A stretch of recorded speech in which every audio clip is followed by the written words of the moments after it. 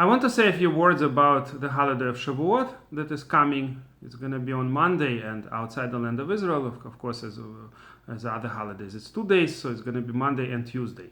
So as always, our holidays start the night before. So from Sunday night, the night after Sunday, we're going to be celebrating Shavuot. And the name of the holiday, Shavuot, comes from the word weeks, because it's always 7 weeks after Pesach on the 50th day. That's why it always falls on Hebrew calendar on the day of the week that's after the first day of Pesach. For example, this year, after the first day of Pesach happened to be on Sunday, so therefore the Shavuot starts on Monday, the night before Monday. And there are other names of this holiday. There are a lot of different names that the Torah gives to this holiday. For instance, Yom HaBikurim, the day of first fruits, or first the first wheat was brought in Israel in the temple when the temple was standing, and generally the farmers used to bring the first fruits starting with Shavuot until Sukkot. That was the time to do the declaration that is written in Parshat Kitavo. So the holiday of Shavuot doesn't have much specific laws that are on biblical or even rabbinical level, meaning it's just a regular holiday. It doesn't have like Pesach or Sukkot special laws. On Pesach, of course, the special laws have to do with matzah. On Sukkot, the special laws have to do with sitting in a sukkah, in a tent, and picking up the etrogim, lulav, and the other two myrtle branches and willow branches. So those types of laws exist on other holidays. And of course on Rosh Hashanah there's blowing of the shofar. So every holiday usually has some kind of specific laws. But Shavuot doesn't have, at least for an individual, any specific laws. In the temple there were specific laws for Shavuot. But for us as individuals, there are no biblical laws on Shavuot, more than just having a holiday, basically. You have to know what is forbidden to be done on Yom Tov. But other than that, it's just a Yom Tov. It's in a way, culmination of whatever happened on Pesach. It takes us 50 days to finish up the tikkun, the rectification that started with the Exodus, ends with Shavuot. But on the level of minhag, customs, there are in fact a lot of customs that developed on Shavuot, and I want to mention 3 main customs.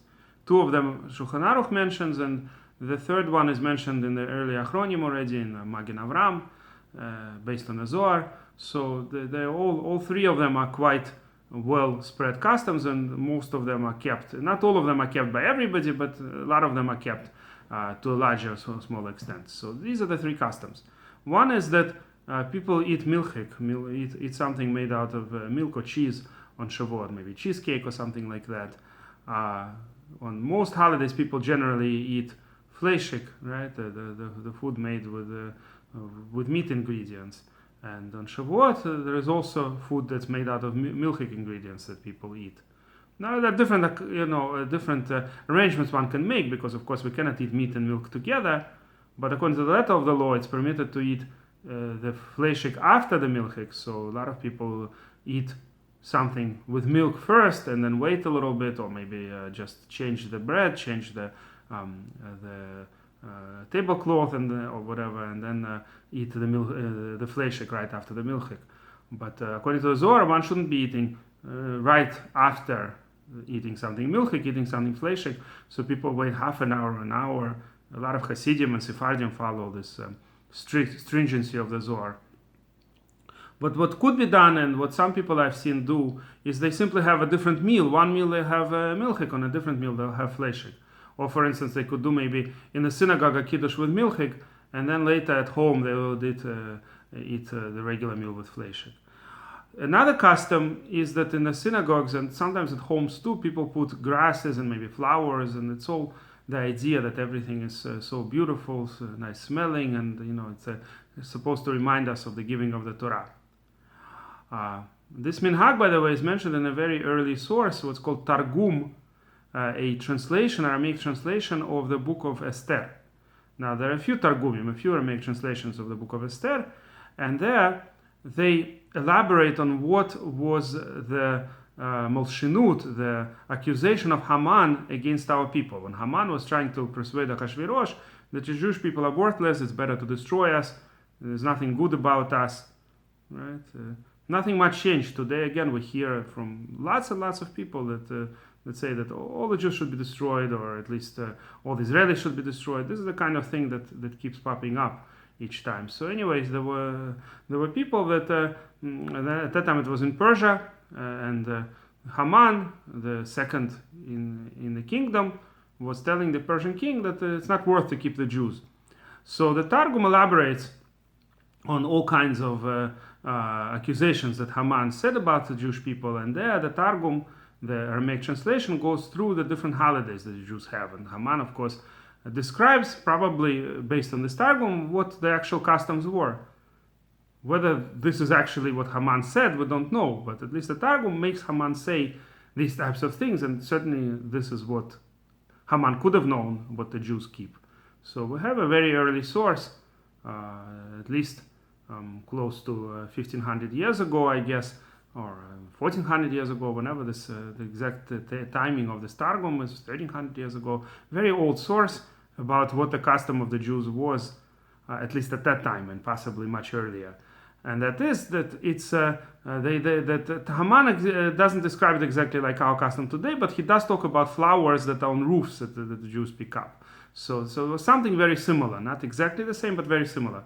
So today the custom is what I've seen in the synagogues where they keep it. Not every synagogue keeps it, but those that keep it, they put flowers around the place where the Torah is read, around the bima. It's a kind of like a canopy, like a chuppah of sorts. The flowers or the grasses, the various plants. So that's how it looks. There used to be also a custom to put some trees in, but later this custom, some rabbis were against it, so it's not really a very common custom today, I think. But there are some people some synagogues, especially Lithuanian, Ashkenazi synagogues, that do not have any of these customs, apparently. And then at last there is a custom not to sleep at night. So what are the explanations of these customs? So the first custom, of course, to eat milchik, there are different explanations. The simplest is that the Torah is compared to halav, to milk. Right? 40 days that Moshe was at Har Sinai also reminds of 40 is gematria of milk.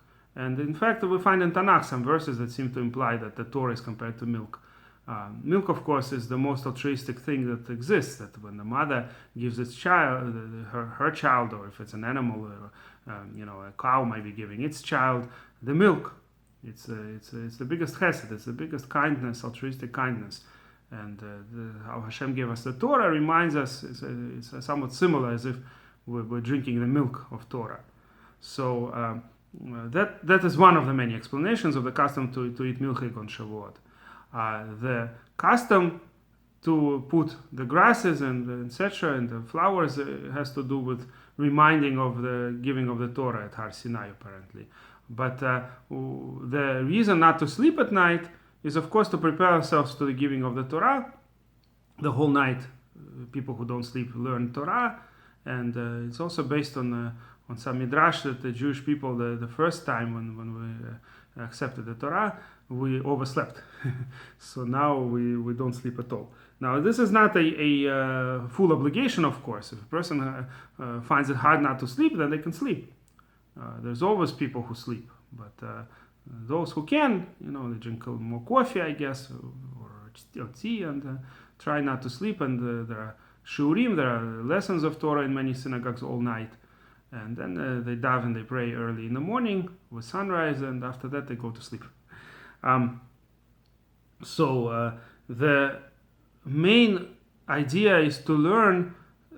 We can't learn the entire Torah, of course, in one night, but to learn a little bit of each part of Torah, meaning Arizal, one of the greatest, maybe the greatest Mikubal, the greatest mystic who lived about 500 years ago, he arranged this, what he calls tikkun, a rectification of the night of Shavuot, and that tikkun includes reading from each parsha, each weekly reading, 3 first verses and 3 last verses, and also to read certain specific parshot that have to do with Shavuot. For example, all the parshot that have to do with the holiday itself, all the parshot that have to do with giving of the Torah, the Haftorot, everything, and certain psalms also. So the tikkun, it's not expensive. One can buy a tikkun. I have a tikkun at home, and I try Bli Neder to use it. So basically, it's to read a little bit of each parsha, and this way we kind of review the entire Torah right before the giving of the Torah. And I wish everybody a happy and a wonderful holiday, and may it be productive, and may we hear only good news.